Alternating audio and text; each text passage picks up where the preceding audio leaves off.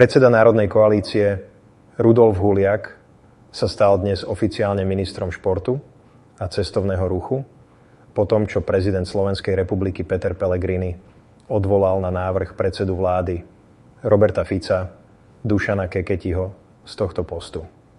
Reakcie sú rôzne, kým jedni tomuto kroku tlieskajú, druhí vravia o vydieraní zo strany Rudolfa Huliaka. Svoj postoj zaujala aj Anna Belousovová, a to naozaj vo forme veľmi ostrého statusu.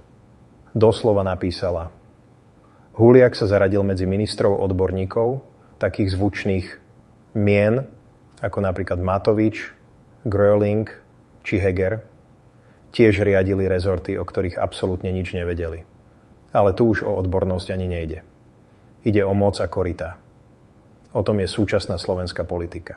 Ak nechceme dopadnúť zle, musíme to zmeniť. Toto je doslova otázka nášho prežitia. Prežitia ako národa a štátu. Slová gréckeho filozofa Platóna majú stále platnosť. Nakoniec vám budú vládnuť tí najneschopnejší z vás. To je trestom za neochotu podieľať sa na politike.